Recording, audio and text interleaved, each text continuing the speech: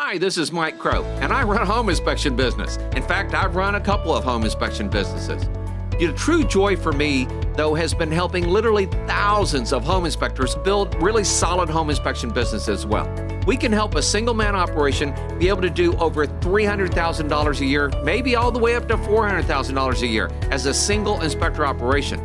Even better for me is the 80-plus companies that we have helped be able to build million-dollar home inspection businesses. I would like to help you be able to do the same thing. Today's episode may sound a little familiar. At our last mastermind meeting, Mike presented Beware the 95%, but this time he introduced a new piece called the Success Challenge that you will want to hear. All right, so most of you have seen this in one form or another.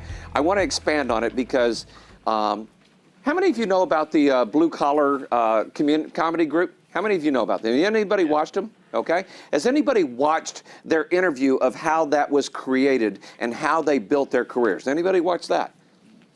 And that's why I'm here. Okay. So here's one of the things that I discovered is that success is built one thing at a time. Okay, success is built one thing at a time. Most people don't understand the true dynamic of what Walt did. So Walt started out here with this, right? And then he did. By the way, do not yell it out because everybody's going to think they know it. But if you know it, 5 points for the person who knows this. Can you tell me? Raise your hand. Don't shout it out. Can you tell me the significance of Steam Willie that Walt created? What's the significance of that? Why is that talked about everywhere? And why do they have that little white and black mouse on T-shirts and hats and everywhere? What was important about Steamboat Willie? Really? No hands? All right, Josh, go ahead. It was the first film that had the audio in sync with the video. Bingo. And see, this is why I love Josh. It was the first animation back then, okay, that had synchronized sound with the movement on the screen. And we all just kind of take that for granted, right?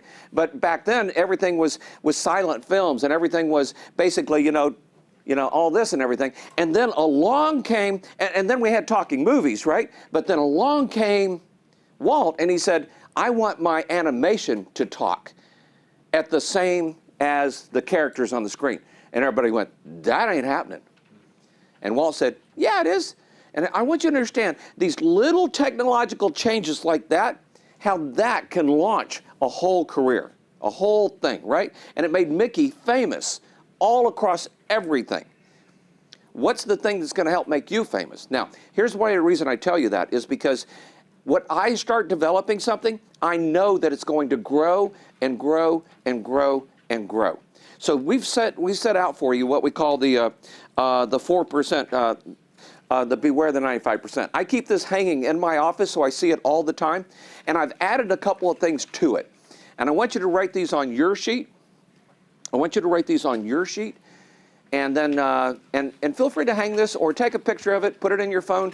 Maybe it'll come up a year from now and you go, oh, I remember that. By the way, I love that technology. So my phone comes up and it says, great, all right? So under the 95%, we know that the 95% often watch a lot of TV and computer games. By the way, I slide back into the 95%. I asked Jonathan yesterday, or I think it was, because somebody said, oh, your phone can time you on how much you spend on different things, right? And Jonathan went, hell no, I turned that crap off. And I said, here, turn mine on.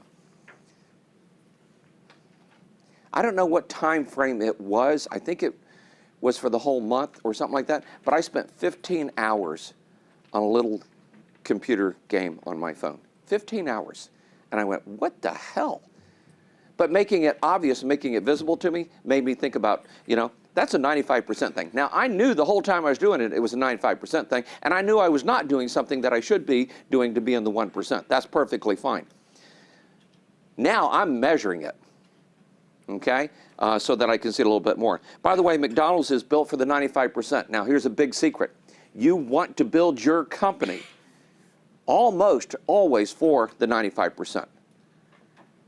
People don't understand this. Walt Disney World is built for the 95%. People go, the 95% can't afford it. Oh, hell yeah, they can, and they will, okay? You want to build your company for the 95%. I don't care what it is, because 95% of real estate agents, 95%. Now, that does not mean that you can't create like Walt Disney did, right? What is it, Studio 33? That doesn't mean you can't create something for the 1%. How many of you know what Studio 33 is? You know what that is? Club 33. Oh, is it Club 33? Club 33, okay? Club 33. Thank you, Krista. That is for the 1%. Those guys pay $250,000 a year to have a special place where they can go in Walt Disney and sit down and get lunch and have tickets and bring family and get front of the line stuff and all this other stuff. They pay $250,000 a year for that. And the 1% go, why not? Okay? And by the way, the 95% is a really broad category, all right? And you've got some people going, you gotta be kidding me, I can't believe they charge this much. And then they turn around and they complain, you can't be kidding me, I can't believe this place is so packed. And they want both, but they don't work. It doesn't work both, right? And so, I have an annual membership at Walt Disney World, the highest one they can do, not the Club 33. God, I wish I had that one, okay? I wish I had that one. And I keep looking for a friend that has one. Anybody in here have that? Okay, they don't tell you, by the way. But I'm waiting for somebody to take me to lunch there one day, okay? But the annual pass costs $1,500. $1,500 for an annual pass to an amusement park, okay? And it's only good at Walt Disney World. It's not even good at Disneyland, okay? Which, by the way, I have Six Flags Pass too, and it's good at every Six Flags, which I think is pretty cool, all right? So, but the reason I tell you this is because I want you to understand, one is you're building your business for the 95%. What in your business needs to be taken care of and put in place so that the vast majority of people go, I like that. I will tell you the number one thing from McDonald's that won them over and over again is 2 words. Who knows what those 2 words are? Yes. Speed and accuracy. Speed and accuracy. Rashid, that's why everybody wants to see your name. He's absolutely right, speed and accuracy. By the way, the 95% are looking at weekly paychecks. Man, what am I going to do this week? And that's okay. By the way, we've all been there. We've all been there. Okay? It's nice when you don't have to be there again. Okay? They're usually in debt, but it's not good debt. It's bad debt. Okay? It's debt for TV. It's debt for playthings. Okay? They're often late. They're often late, okay? They think being on time, they think, why would I want to be on time? You know? Why would I want to be early? Why would I want to be early? I might have to say hi to people. I've actually heard that, you know? I want to get there for that. I just don't want to be there for, you know, all the other stuff that goes on before that. The other thing they like to say is not my fault, not my fault. I get that completely. It's not my fault. It's not my fault. It's the economy. It's not my fault. It's the president. It's not my fault. It's Congress. It's not my fault. The Supreme Court. It's not my fault. The schools. It's not my fault. My sister, my brother, my dad, my aunt, my uncle, okay? So they like to say it's not my fault. The other thing is the 95% is they're like 20% proactive, and they're 20% proactive. You know why they're 20% proactive? So they can say, I am proactive. Because we all know that people should be more proactive, right? And the good people are all proactive. So they're 20% proactive because they can do this. I love what Krista's trying to teach her kids. She's trying to teach them to lay their clothes out for the next whole week of school. How many parents do that with their kids? They don't do that, right? Lay your clothes out so that you don't have to think about what you're going to be wearing next week, okay? I will also tell you, though, that her kids are fighting back. Okay, so Susan is not here this morning because Susan is sitting, waiting for Aiden to get ready so she can walk him to school. Okay, because our kids aren't any more perfect than your kids, by the way. All right, one day Krista called and she went, it looks like Aiden's still home, which is great because with phones we can track where people are, right? Okay, it looks like Aiden's still home. So on a Tuesday morning she went home and Aiden's sitting there playing a game. Yeah, man, that's nothing like I ever did that when I was a kid. I just didn't get caught. But with phones and everything, she went home and she opened the door and he went, oh, Mom, oh, it's Tuesday, isn't it? I thought it was Saturday. And she drug his butt to church, to school, okay? So he has STAR testing, which is very important in Texas, yesterday and today. So Krista proactively said, Grandma, would you get with Aiden this morning? I'll try to have him ready, but would you walk him to school and make sure he gets to school? Because if he didn't take these tests and pass these tests, well, then that's a problem, right? Here's the other thing you will hear the 95% say all the time. I can't afford it. I can't afford Club 33. I get that. All right? But if the tire blows out on my car, I'm going to find a way to buy a new tire. If my car blows up, somebody were to wreck it, okay, I'm going to find a way to get another car. Of course, at my point in life, I have backups on top of backups on top of backups, okay? I got more vehicles sitting out here and available to me than I could possibly imagine. And the truth is, I just go probably rent one. I wanted to buy myself a Chrysler 300. Any of you know what a Chrysler 300 is? And Susan went, no, it looks like a mobster car. And so I didn't, you know, so I didn't. And I saw one pass me the other day and I went, huh. I still have a little bit of an inkling for that. Now, I will tell you, I love my van. I call it the Crowmobile, right? I love that vehicle. It's great. It gets me around and does all kinds of things. And family is there and everything. But there's still this little piece inside of me that's a man that thinks that Chrysler 300 would be cool, okay? So here's what I probably will do, Christian, Jonathan, just so you know at some point. I'm going to go rip me one, okay, for a couple weeks, get it out of my system, drive it to Colorado, drive it to Florida, drive it to Oklahoma, maybe drive it to California, who knows? And then when I get back, I'll go, man, I don't ever want to see another one of these again, okay? But here's the thing is, the 95% say I can't afford that, okay? And what you need to work on is working towards the other side of that. And you've got to learn what bad debt is because, yeah, they can't afford it because they have bad debt.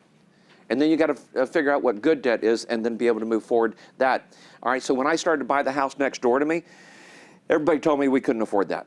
When I started to buy this building, everybody told me we couldn't afford that. When I tried to buy certain vehicles, they told me we couldn't afford that, okay? It has been very interesting in how we go through some of these things. Now, here's the two I want you to write in on this. I want you to write guilt.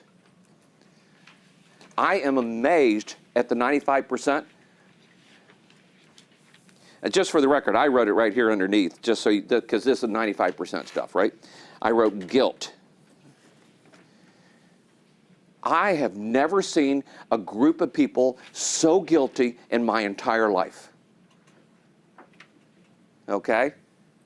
Guilt-driven. I'm so sorry, Will. Have I said hi to you yet this morning? That's guilt. They say, I'm sorry 10 times a day. I try to tell people when they say, I'm sorry, say, hey, Will, thanks for being here today, man. You see the difference? It's so simple and yet so profound. And I want to warn you, after you leave here and you start dealing in the regular world, somebody's going to come up to you and go, I'm sorry, dude. I'm sorry I'm late. I'm sorry I haven't showed up as often as I should have. I'm sorry that I didn't get this done. I'm sorry. And you're just going to go, wow.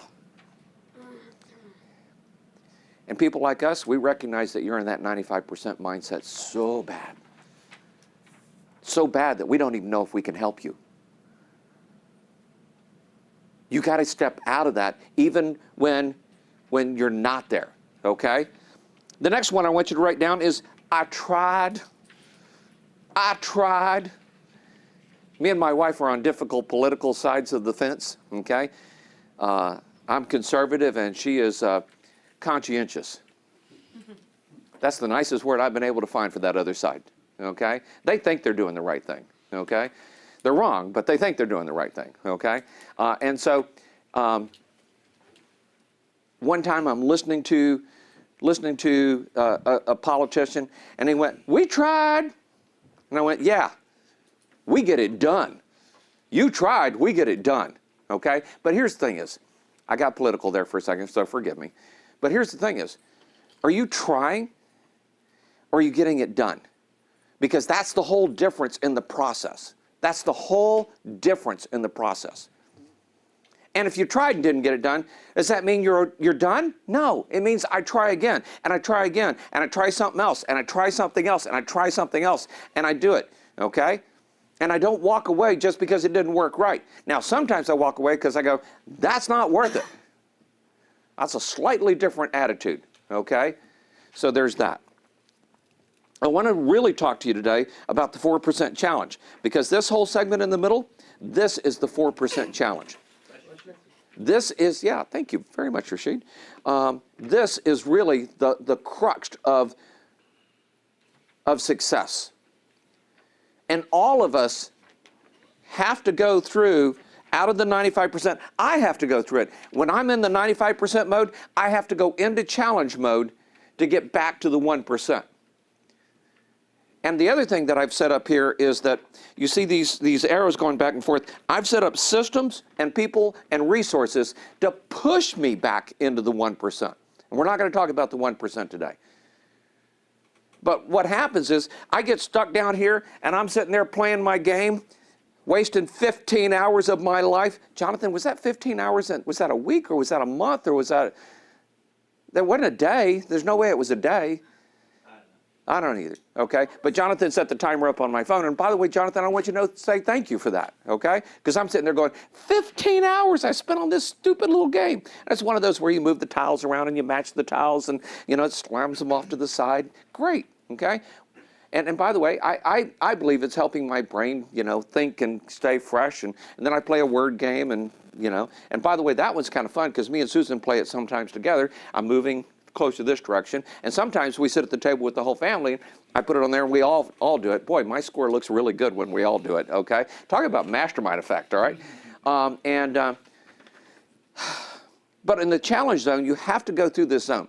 And when I started creating the 4%, when I created this the first time, I didn't realize it was a challenge zone.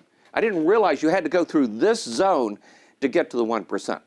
I mean, I knew it, but I thought, oh, that's the 5%.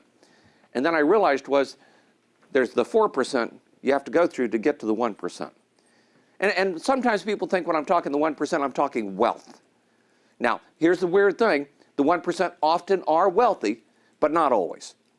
Sometimes it's just the way their whole life is designed and taken care of and different things. So the 4%, they think monthly pay, okay? They think and know that early is on time.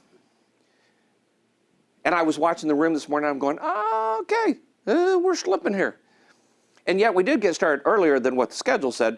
My brain, though, we should have started at 8. Now, I know that's not fair to you because that's not what the schedule said, okay? And we did get started early, and so that was cool.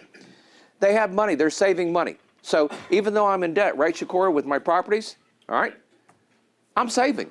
I'm building money. I'm building an asset. I'm building an investment, right? And by the way, I scared Susan the other day. Yeah, I go see my dad every Friday, right? And my dad is thinking the whole world's going to fall apart at some point. Well, I'm sure he's right. At some point it probably will, right?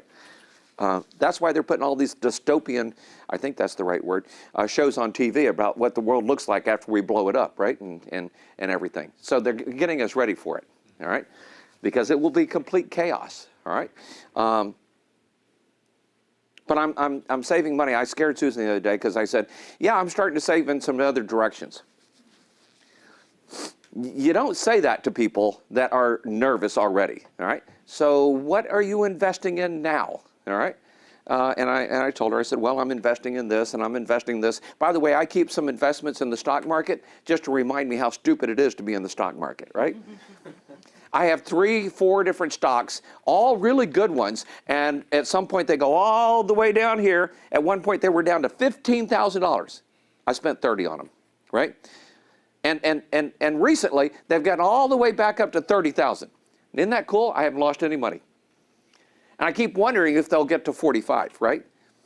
I don't think the market's designed that way anymore. So investing in other places, Greg knows that I think, and he believes that real estate investing is absolutely the number one best way to invest, okay?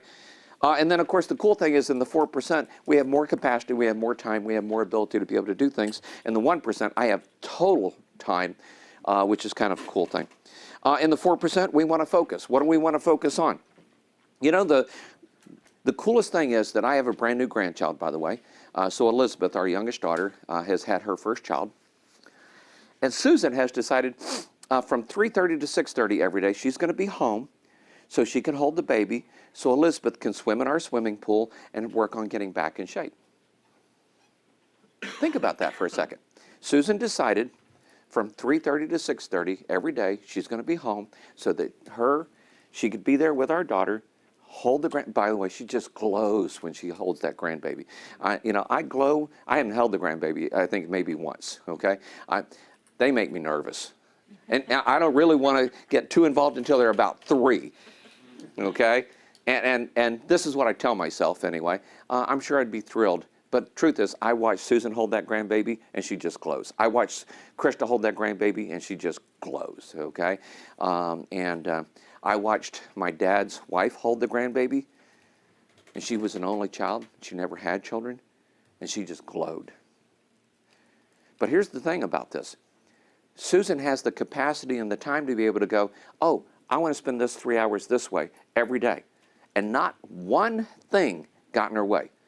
Not, oh, I have to be at work. Oh, I have to do this. Oh, I have to do that. Because the money isn't important, and she has the time to be able to do that. Now, I will tell you graciously, a couple of times she has said, thank you for making our life so that we don't have to be at work so that we can do that. There's nothing wrong with working, but I just want to make sure where you're working towards is towards the 1%.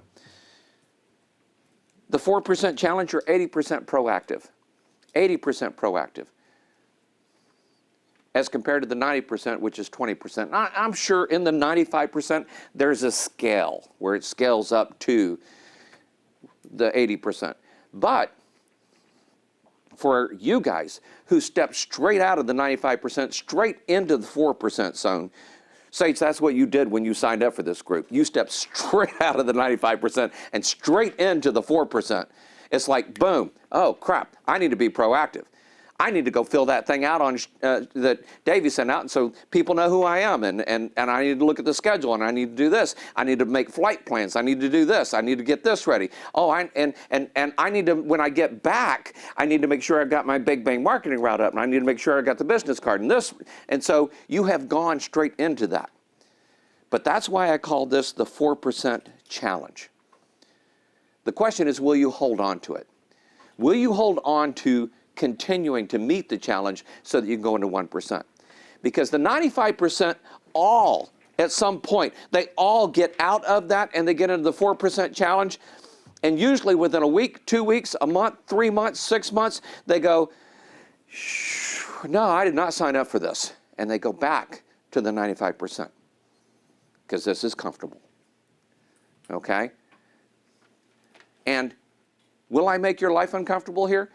Absolutely. That's my job as a coach, okay? To some degree, and here's the coolest thing is, Stan, how long have you been part of our group? 15 years. All right. Stan's not uncomfortable here. Stan loves coming here because he's surrounded by other successful people, other people that get it, other 1%ers. He's comfortable here. If you're not totally comfortable here, it's because you just haven't put in the time like Stan has. By the way, Stan owns $1 million+ business now. Okay? And Stan pointed out graciously enough, had he not taken a break off from us at one point and stayed, he'd probably own a $2 million business. And I've made that mistake like 3 times. I have a deficit, believe it or not, of $3 million a year because I took off here, because I sold this, because I did this, and I stopped doing stuff. And I slid back into the 95% for a while because I thought it was good for me. Turned out it wasn't. And then I had to go back through the challenge and get back to the 1%. And part of it is in the challenge, you understand in investing in yourselves, right? There have been people that have literally handed me their order form with tears in their eyes and going, I can't afford this. Which is exactly what the 95% says, right? And then they'll go, but I can't afford not to do it. I have no idea in the world how I'm going to pay for this, but here you go. I'm in. Tears in their eyes. Boy, it touches me. It touches me. And I get it, and I understand it, and I feel sorry for him. But the other thing is, boy, I ain't letting that person fail if I have anything to say about it or anything to do about it, okay? And I will help in any way I can. But there's a new thing in the 4% here that I wanted to make sure that I mentioned to you, that I want you to write in. And that thing is called the success. There's got to be a better word for it. I wrote it down here, success challenge. The number one thing that will knock people off their feet right now, and they don't even realize it's knocking them off their feet, and I realize it because I'm 64, going on 65 this year, and I've done it countless times, is, you know what? I'm pretty good. I got all this figured out. I've got this made. And you know what? I don't really have to do all that stuff. I don't really have to be at that place. And it's okay. And we got plenty of the money in the bank, and there's not a problem. And I just keep telling myself everything's great. And then I look up and I'm over here in the 95%. And I wonder, how the hell did I get here? How did I get here? And what I realize, especially now, and your example was so great, Stan, the other day, was I've given up $1 million. So I sold my first company, okay? If I hadn't sold it, we'd probably have a $5 million home inspection business, okay? I needed to do some things, and by the way, I'm not sad about any of this. These are just life decisions, right? And some of them were the right life decisions, at least I think they were, okay? I remember when Krista was being born, when Susan we found out Susan was pregnant and she was being born, and I thought I could go to college and be a father at the same time, and then I realized I don't think I could, and I thought Susan needed me more, so I took I dropped all my courses that semester, and I decided to be home, be with Susan, and take care of her and everything, and everybody went, Mike, I completely understand. It's no big deal. Most people don't need to go to college anyway, and it's not that big a thing. And so we understand, and you know, hey, at least you gave it a shot. At least you got one semester in. At least you can say you have some college on your resumes. And I was listening to all these people like, what the hell? I'm going back. Yeah, we understand. It's good. Just want you to know it's okay. That's 95% talking, right? And then, of course, the next semester, I went back, and then I stayed in, and I graduated, and I got all that. So the success people have is what keeps them sometimes from going to the 1%. You've seen it, Stan, so many times, right? We had 2 people drop out of our coaching group last year because they were too successful. Mike, thank you so much. Man, you know, as a single man operation, I was only doing 5 inspections a month. Now I'm doing 30 inspections a month, and I am so busy. I'm just trying to make sure I get, and you've taught me so much. I'm just trying to make sure I put it all into place, get it all done, and make sure I stay on top of it. I hope he comes back. Stan, when you came back, it just did my heart so much good, you'll never know. And every time I see you, I go, that man got it, okay? And the fact that you came back, because 95% of them never come back. And I get it. And when I see him at a conference, I'll go, hey, how are you doing? I'm not going to use his name. Let's just call him Joe. Hey, Joe, how you doing? Nice to see you. Man, you're looking good. Everything good? Great. Really love to have you come back. He thinks I'm selling him something. I'm selling him his future. I'm selling him the opportunity to get back and be around successful people and be in the 1%. But you know what? He's too busy surviving in the 95%. And then we had another guy call, and right before this meeting, and he went, hey, Mike, I just want you to know everything's great, everything's grand. I've learned so much. I've got 3 up inspectors running right now. We are busier than I could possibly be, and I'm going to have to drop out because I just need to make sure that we put into place and get done what you taught us and organize it. And I'm just going, are you out of your ever-loving mind? Out of your ever-loving mind. And so I have added to the bottom of this list the success challenge, because what I've realized is that the 4% is designed to figure out whether you belong in the 1%, and the 4% decides maybe whether you belong in the 95%. Now, I want to say this very clearly. There is nothing wrong with being in the 95%. We're all there. We've all been there. We all start there for sure, okay? And nothing says that being here, and by the way, sometimes the older we get, this is a great spot to be, Okay, sometimes when we get older, and you know, I go live with my kids, and I can go do whatever I want. And by the way, I have a great little check come in from Social Security because of the way I've set some things up. I don't have any bills, you know. But the truth is, in the 1%, what I get to do is I get to go to a charity thing, and I get to listen to people. And I went to one called Serving Our Seniors, and they said, hey, we'd really like help being able to serve our seniors. Great, 4-digit check, boom. Okay. I went to a charity the other night, said, hey, we're raising money for kids and for, you know, to give scholarships out to young people. And so 4-digit check, boom. Nothing wrong with this. And I'm going to tell you, and people don't get this, and sometimes I offend people, this is really about you. This is about you learning to interact in the world and be there with different things. And this is really about who you can help.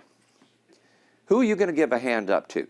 You've literally had people call you, come visit you, and all kinds of things. And you, every time anybody reaches out to you, go, sure, we're going to do to help. Somebody actually once said, you know, I had in my previous coaching business, I had 10 coaches, right?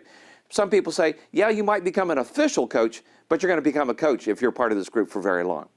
Because you're sitting across the table from somebody that is a mastermind marketer from a huge corporation, and within 15 minutes he's asking you questions because he realizes how much information you have and everything. So I want two things. One is I want you to know you're in the right spot.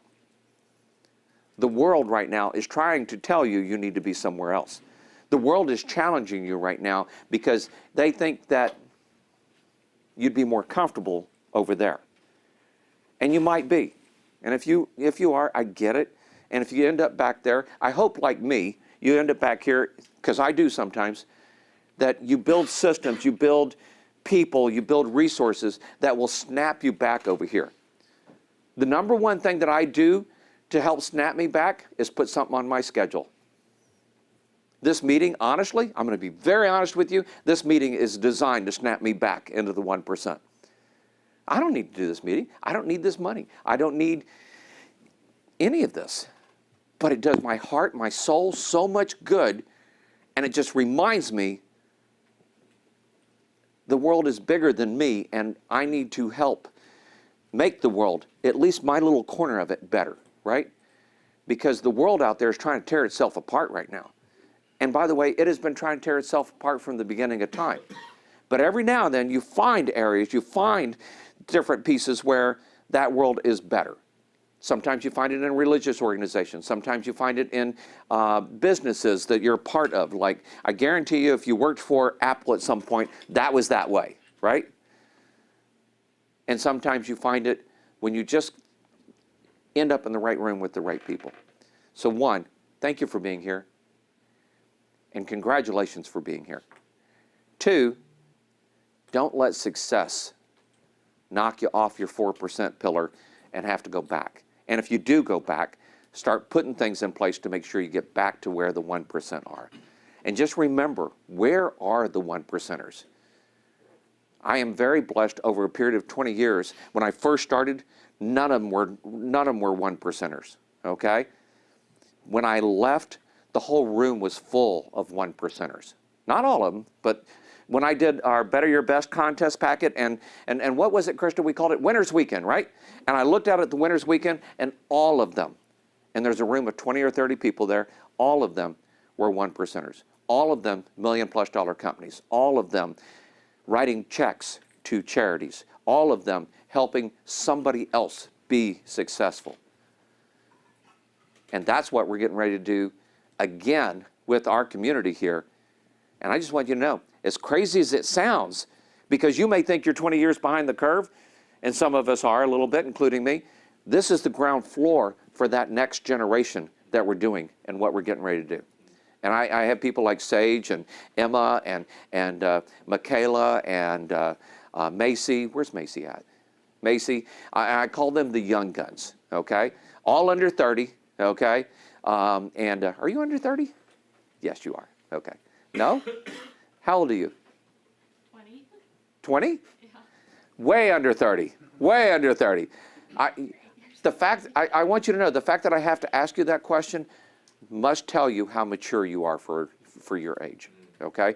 20-year-olds don't do what you do. 20-year-olds want to sit home and play video games. Trust me, I have a grandson that does that too, okay? And he's 19, I think it is. And it's okay. He's trying to figure out his life and trying to get it together, and the 4% just scares the living crap out of him. And part of it's because I'm in the 4% sometimes, and he gets nervous when he gets around me. Now, here's the other thing is, what can you develop in your life that makes people in the 95% want to be around you? So that particular grandson, you know what he likes to do? He likes to play poker. You know what I have? I have money to play poker. Hey, you want to go to Oklahoma? Because he said, hey, in Oklahoma, you could be 18 and play poker. I went, really? Are you sure? Because I didn't know that. Sure enough, I said, great. I'll loan you $100.